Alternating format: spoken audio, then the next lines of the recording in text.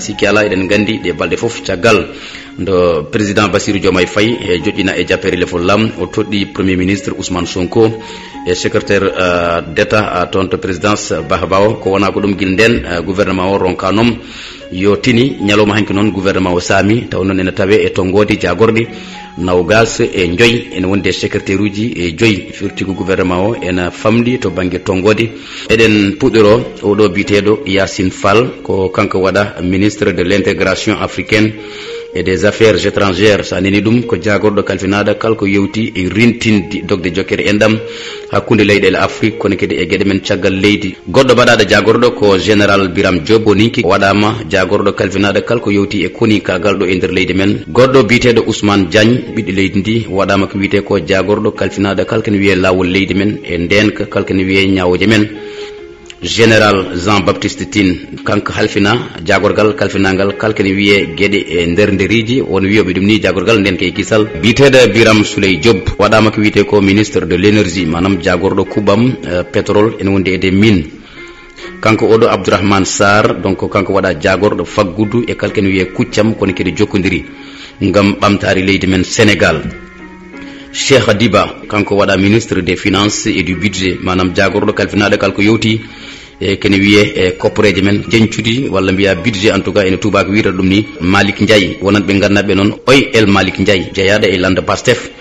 donc yimɓe ne gandimo kanko woni leader Pastef tawteɗo toon to Linguère kanko el Malick Ndiaye noon ko jagorɗo kalfinaɗa kalko yewti e mahanteri kalko yewti e ya garta mbo leydi o e mbo weeyo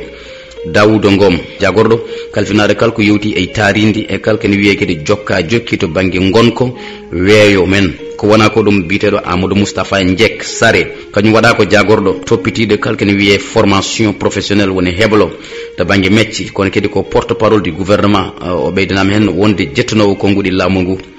Cheikh Tidiane Dieye ko tokoro ceerno men Cheikhna Ahmadou Tidiane kanko noon ko allié en tout cas e landa Pastef o wonno waɗama jagorɗo toppitiɗo hydraulique to banggue ndimeji e kene wiye assainissement yo jogoto jaam gam hormo Cheikhna Ahmadou Tidiane Chérif tokoro makko radiyallahu taala anhu ko wona ko ɗum ko Aliou Sall kañum waɗa jagorɗo communication des télécommunications et du numérique goɗɗo biteɗo El Hadji Abdourahmane Diouf ko allié landa Pastef jadnoɗo e coalition Diomaye président kañum ne waɗama ko wiyete ko ministre kalfinaɗo kalko yewti e jangde men towde e kalko ne wiye jiilaw kono kadi kesmago mbawgo addede nder jangde nde goɗɗo biteɗo Serigne Gueye Diop kañum waɗama jagorɗo kalfinaɗo kalko ne wiye industrie e kalko ne wiye jeygu ko wona ko ɗum Fatou Diouf kañum waɗa ko ministre des pêches manam jagorɗo awa e kalkane wiye des infrastructures maritimes to banggue mahanteriji jowtiɗi to banggue maaji men walla ndimeje men ene wonde e kalkane wiye portuaire uji wayno port uji e ko nandi hen Maymouna Dieye o waɗama ko wiyete ko ministre de la famille et des solidarités manam jagorgal kalfinagal kalkane wiye e ɓesguli e kalkane wiye jokkodiri walla dogde jokkere endam en tout cas Yankouba Diémé ministre du travail manam jagorɗo kalfinaɗo kalko yewti e golleji de l'emploi manam yimɓeɓe mbawa dañede golleji kono kadi des relations avec les institutions ko wona ko ɗum ko Balla Moussa Fofana ɓoyɗo wadde défendre projet Pastef ganda ne fewi o waɗama ministre de l'urbanisme des collectivités territoriales et de l'aménagement du territoire donc urbanisme to banggue mahanteriji des collectivités territoriales ɗum eɗen gandi kadi ruttoro koto banggue nokkuji e ko nandi hen kayitaji aménagement du territoire ene yaaɓiya kanko oɗo biteɗo Moustapha Guirassi ko kanko wonno directeur campagne Bassirou Diomaye Faye kanko waɗa jagorɗo kalfinaɗo kalkene wiye jangde lesiri woni éducation nationale Ibrahima Sy ɗo noon ɓerdam nde ɓuuɓi no fewi nde tawno oɗo Ibrahima Sy wonande ɓe gandaɓe ɓe ko mawniraɗe hen ko dendiraɗe hen ko sekkile hen ko potornaji hen ko jatarnaji hen ko dowlaji dendude Amérique o wonno kono kadi ko docteur to banggue médecine to banggue cellal kanko woni mbo premier ministre Ousmane Sonko rokki fuutankoɓe donc ko ministre de la santé kanko woni jagorɗo kalfinaɗe cellal e kalkane wiye action sociale dendi ya jogoro jaam ko wona ko ɗum ko Olivier Boucal kañum waɗaka ministre de la fonction publique e kalken wiye réforme kesdetingol service aji public ko wona ko ɗum oɗo biteɗo Khady Diène Gaye kanko waɗaka jagorɗo sukaɓe woni ministre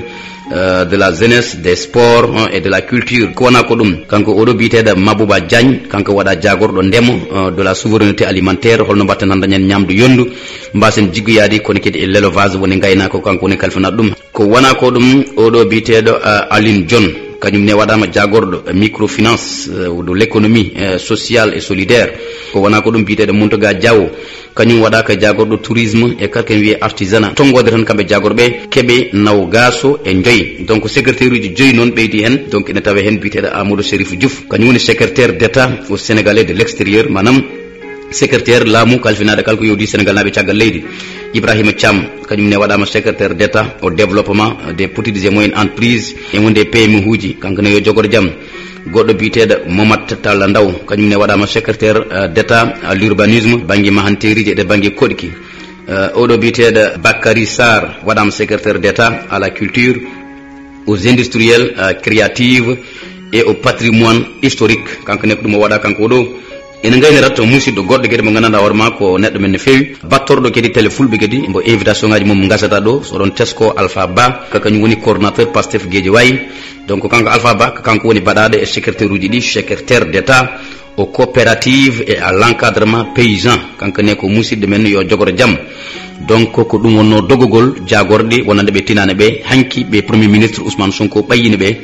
taw ko arɓe ligganade leydi men Sénégal. Maintenant ko jiiɗen ko hen vraiment ene deeƴi ɓernde sababude goten kala sa haalnama ɗum ɗo mum ɗo rewi te heddiɗi yo Allah hoyfinanɓe dongal ngal ɓe mbawa yettinde pandale ɗe ɗeɓe jiiɗan ɗe leydi men Sénégal nde tawno jagorɗo o wona jagorɗo hindi o wona jagorɗo leñol o wona jagorɗo tariko o wona jagorɗo diine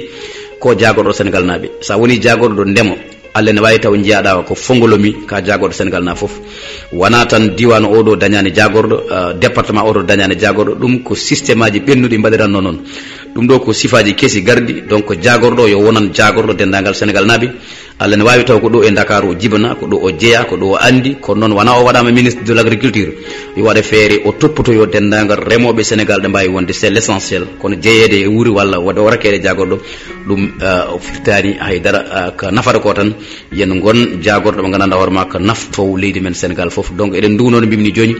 kanko oɗo Ibrahima Sy Dendi men ministre de la santé donc ko département Podor commune Guédé village sana welama nawatama Podor sa welama nawatama Diatar eɗen nduguno kadi kanko Alpha Ba ko ɓe ɗiɗi ɓurɗen hen andude toon to Guédiawaye yo Allah waɗanɓe jaam Diaw Mamadou Diaw